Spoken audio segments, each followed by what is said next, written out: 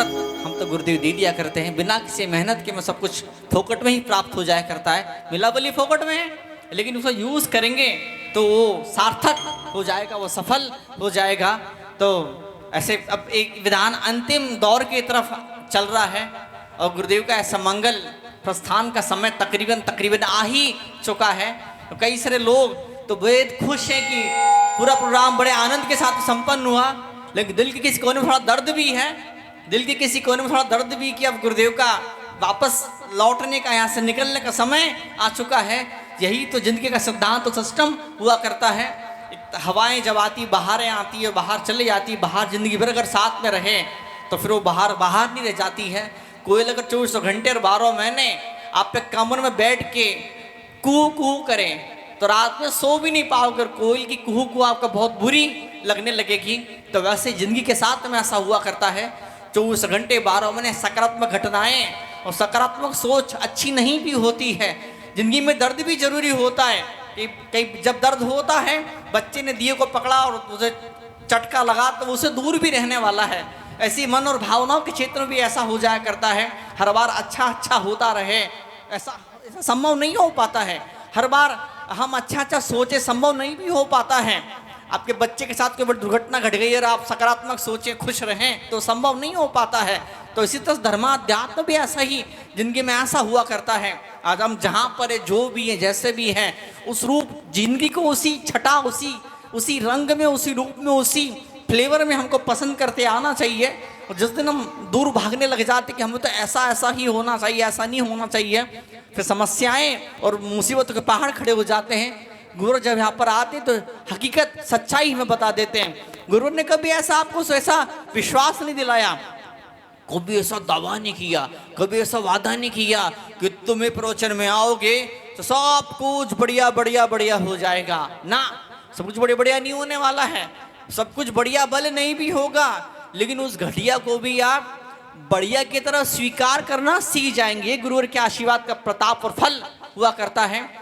बचपन का वो सन्यासी, बचपन का बैरागी आज हमारे सामने इस महान पद पर बैठा हुआ है। तो इस गुरुदेव की साधना है कि ऐसी भीषण गर्मी में भी, कल भी आपने मालूम पड़ा गुरुदेव का आहार नहीं हो पा, लेकिन फिर भी गुरुवर के तेज में, उनकी चमक में कोई कमी नहीं है। तो आज हम चलते फिर से एक बार गुरुदेव के चरण की तरफ। हम तो प्यासे, हम तो भूखे हैं, नजन की जन्म के भुक्कड़ हैं इस ज्ञान के अमृत को पाने के लिए। तो कई सारी बार ऐसे भी तो भक्त गुरुदेव के स्वास्थ्य की तरफ नहीं देख करके फिर भी उनसे निवेदन प्रार्थना करते हैं। हम भी प्रार्थना करना चाहेंगे गुरुदेव, भले आपने कुछ लिया हो नहीं लिया हो, पर हमें तो आप कुछ बहुत कुछ दे दीजिए। इसी प्रार्थना भावना के साथ में जोरदार जयकार। समय और बीतने लगता है उस भक्त के जीवन में, इस नारियल के ढेर की तरह खुशियों का ढेर खड़ा हो जाता, आनंद का ढेर खड़ा हो जाता है। तो तुम चलते गुरुदेव के चरणों की तरफ चलते हैं। और भैंस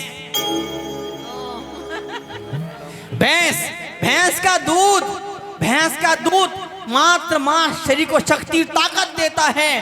भैंस के दूध से शरीर ताकत और मजबूत बन जाता है। गुरु के आशीर्वाद से ये आत्मा मजबूत बन जाती, संस्कृति मजबूत बन जाती है और ये धर्म मजबूत और ताकतवर बन जाया करता है। तो हम प्रार्थना करते गुरु चरणों में कि आपके आशीर्वाद से हमारी आत्मा मजबूत बने, पावन बने, पवित्र बने और हम भी शरीर से अलग, मन और बुद्धि से अलग उस आत्मा स्वरूप जो भगवान का स्वरूप का चिंतन कर पाए।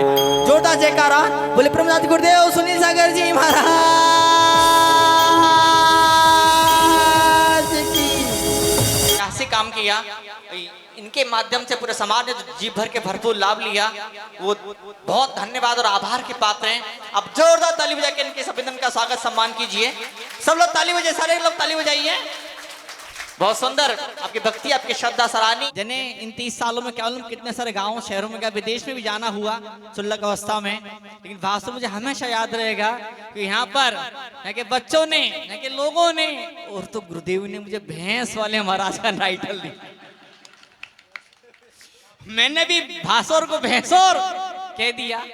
सुंदर मौके रहे यहाँ के, गुरुदेव की पवित्र सानिध्य यहाँ पर रहा। और सबसे अधिक तो धन्यवाद के पात्र वो कोकापुर के लोग हैं जिनके आंसू गुरुदेव को कोकापुर तक लेकर के आ गए। संजय भाई रोज आते थे, उनका बेटा रोज आता था। आजकल ठीक है, शायद कहीं कुछ व्यवस्था होगी तो कोकापुर में आना ना होता तो यहाँ भी आना ना होता। तो कोकापुर के लोग बहुत ज्यादा जिम्मेदार हैं यहाँ तक गुरुवर को लाने के लिए। जोरदार ताली कोकापुर वालों का स्वागत करिएगा। और जिस केसरी मल जी का स्वागत पूरे समाज ने किया, जैनों ने किया, पाटीदारों ने किया, पूरे गांव ने किया, बहुत बड़ी घटना केसरी मल जी के जीवन की है। और मैं चाहूंगा आने वाले वर्षों में इतने सारे लोग यहाँ बैठे हुए हैं, इतने सारे लोग, ईश्वर भाई है ना, कोई कमी थोड़ी पैसे की, छप्पर फाड़ के ऊपर वाला दे रहा है ना, हीरो के प्रसाद धरती पर घर में हो रही है। तो मैं चाहूंगा कि रीचा के लोग बैठे हुए हैं, छोटा सा गांव, इतने छोटे, इतना छोटा सा गांव, और जब पंचकन्या हुआ, बाप रे इतना बड़ा पंचकल्याण, उसकी श्रुति ये रही, उस पंचकल्याण का असर ये रहा कि मुनिषि संप्रज्ञ संग जी महाराज जो बैठे हैं, छोटे महाराज जी, बच्चे महाराज जी, ये वहां से दीक्षा लिए और इनकी साधना का ये फल हुआ। उनसे प्रभावित होकर उनके दादाजी ने भी क्षुल्लक दीक्षा ले ली। वो शायद अभी हाँ कहीं उधर होंगे, तो कुछ स्वाध्याय कर रहे होंगे, तो नहीं आ पाए। इतने छोटे गांव से दो दीक्षार्थी निकले। तो गुरुदेव का आशीर्वाद जिनके सिर पर हो जाता है ना, रुपया क्या, पैसा क्या, वो अध्यात्म के ऊंचे से ऊंचे शिखर पर भी पहुंच जाते हैं। वो जादू गुरुदेव के शब्द, गुरुदेव की वाणी के अंदर हुआ करता है। समय की सीमा है, मैं बहुत ज्यादा लंबा नहीं खींचना चाहूंगा, इतनी बात बोल के गुरुदेव के चरणों में विनम्रता से निवेदन करना चाहूंगा। गुरुदेव, जिस तरह का प्यार आपने भासोर की धरती को दिया है, जिस तरह का प्यार आपने भासोर की, भैंसोर की बनने वाली गौशाला के लिए दिया है, उतना ही प्यार आने वाले समय में इस धरती पर यूं ही लुटाते रहिएगा, यूं ही लुटाते रहिएगा। जोता जयकारा दोनों हाथ कुछ उठा करके बोले ब्रह्मचारी गुरुदेव सुनी सागर जी महाराज की। भागवत पुराण के 5वें स्कंद के अंदर ऋषभ देव भगवान जो विष्णु जी के अवतार माने जाते हैं, जो विष्णु जी के 8वें अवतार थे ऋषभ देव भगवान, उनका बड़ा सुंदर उल्लेख उस भागवत पुराण के 5वें अध्याय स्कंद के अंदर है। उनके जो बेटे थे उनका नाम था भरत। तो भागवत पुराण के अंदर लिखा हुआ है कि उन्हीं ऋषभ देव के बेटे भरत के नाम पर इस देश का नाम क्या पड़ा, भारत पड़ा। क्या पड़ा, भारत पड़ा। तो उस भारत की धरती पर तपस्या और त्याग की धरती, साधु संतों की धरती है। उस धरती पर उनको पैदा होने का सौभाग्य मिला है। हम किस्मत वाले, हम सौभाग्यशाली है। अपनी खुद की किस्मत पर जोरदार तालियां बजाइए। हम कहीं और पैदा हुए होते, हमको संतों के दर्शन नहीं हो सकते थे। इतने सारे मंदिर, इतने सारे संत महात्मा, इतनी सारी धार्मिक पूजा पाठ, तपस्या, त्याग, जप, ध्यान, ये सब कुछ हमको देखने को नहीं मिलता। हम भारत की धरती पर पैदा हुए, हमारा सौभाग्य जीवन का। तो जोरदार जयकारा जो ये संत बैठे हैं, जिनकी वजह से आप हम सबको यहाँ पर आने बरसों से पीछे गुरुजी बनकोड़ा, गुरुजी बनकोड़ा, गुरुजी बनकोड़ा, गुरुजी बनकोड़ा, गुरुजी बनकोड़ा, गुरुजी बनकोड़ा, नमोसु है कि नहीं। तो वो बड़ी सुंदर क्षण, ये पेड़ इसी बनकोड़ा में पिछले जन्म में इंसान था। इंसान लोगों ने कहा संत आए, चलो प्रवचन सुनो, दर्शन करो, पुण्य कमाओ। उस इंसान ने बोला अरे टाइम नहीं है, मैं दुकान से हिल भी नहीं सकता हूं। मैं क्या बोलता था, मैं दुकान से हिल भी नहीं पाता हूं।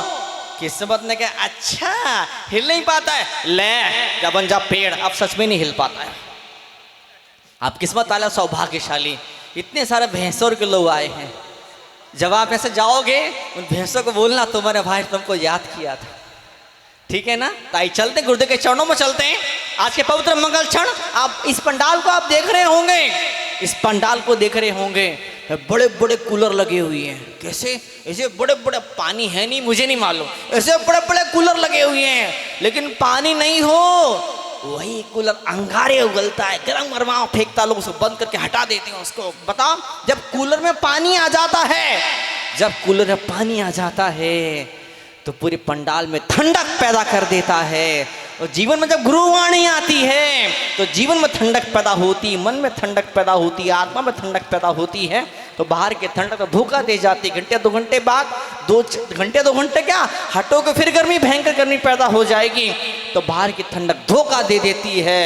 लेकिन गुरु के शब्दों की ठंडक जन्म जन्म तक जीव को शांति आनंद का उपदेश दिया करती है। आइए चले हम हाथ जोड़े प्रार्थना गुरुदेव के चरणों में। गुरुदेव 4 बजे आप जरूर आइएगा। मुझे मालूम भासुर वाले भी आएंगे, मुझे मालूम गाड़ी घोड़ा हो नहीं हो, आपकी भक्ति जरूर खींच के आपको, मुझे विश्वास है इस चीज का। मुझे जोरदार जयकारा बोले परमोजाचे गुरुदेव।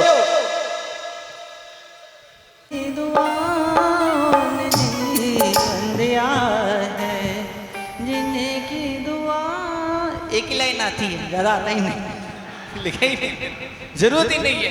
ऐसे महान गुरु बैठे हुए हैं, इन चरणों में भी नमन ने विनयांजलि शब्द सुमन पेश की है कि जिंदगी में जितनी तरक्की मैंने करी थी, गुरु के चरणों में आने के बाद तरक्की 100 गुना बढ़ गई मेरी, 100 गुना बढ़ गई। गुरु के आशीर्वाद का फल है। गुरु जो तपस्या करते हैं, गुरु जो त्याग करते हैं, उसका अमृत पूरे समाज को मिलता है। और आज बनकोड़ा की समाज ने माता जी कह रही थी, पंखीड़ा हो पंखीड़ा, कान में थोड़ा मेल जमा था, मैंने सुना सनकीड़ा हो सनकीड़ा। क्या समझे? जो पंखीड़ा होता है वो तीर्थों की यात्रा करता है, जो सनकी होता सनकीड़ा वो कहीं नहीं पहुंच पाता लाइफ में। सनकीड़ा और बनकोड़ा कभी कभी ऐसा होता था जिंदगी में। तो आज हम सब यहाँ पर आए, बनकोड़ा की धरती है, बनकोड़ा के लोग के सामने एक मौका है। पिछली बार भी मौका आया था, पिछली बार भी शिलान्यास किया था, लेकिन वो टाएं टाएं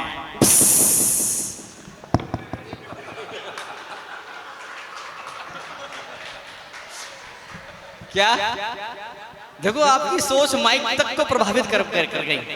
बताओ आप क्या गजब की आपकी सोच है। लेकिन फिर समाज ने एक निर्णय किया, एक हिम्मत बनाई, मजबूत के साथ में, प्यार के साथ में खड़े हो गए। अब फिर एक शिलान्यास किया है। ये वक्त बताएगा कि इस बार का शिलान्यास कितना भव्य रूप धारण करने वाला, कितना भव्य रूप धारण करेगा। सब लोग बैठे हुए हैं। विक्की के पापा क्या नाम? हाँ, रमेश जी ने बताया था किस तरह से गांठ हुई, और गांठ की बायोप्सी हुई, और डॉक्टर ने कैंसर की गांठ है ट्यूमर, कैंसर का गांठ को अंग्रेजी में ट्यूमर बोलते हैं। तो उसे कीमोथेरेपी होगी, कैंसर का इलाज होगा। 4-6 अलग अलग हॉस्पिटलों में गए, 4-6 अलग अलग डॉक्टरों को दिखाया, सबने ही कहा इसी कैंसर का इलाज होगा। उन्होंने कहा मैं कुछ नहीं इलाज नहीं कराऊंगा। गुरुदेव के चरणों में आए, गुरुदेव ने आशीर्वाद दिया, और गांठ यूं फिर गायब हो गई। गांठ बिल्कुल गायब, कैंसर की गांठ गायब हो गई। गुरुवर का आशीर्वाद मिल जाता है ना, तो क्या मालूम क्या से क्या चमत्कार हो जाया करता है। मैं भी पढ़ रहा था, मैं बिस थ्योरी, BIS बिस थ्योरी, बहुत बड़ा इसको विज्ञान का पुरस्कार मिला। दुनिया भर में थ्योरी, ये सिद्धांत, ये वैज्ञानिक लोग फेमस हुए है ना। वो 3 वैज्ञानिकों ने इस थ्योरी को, इस सिद्धांत को जन्म दिया था। वो दुनिया भर में विद्वान लोग फेमस हुए।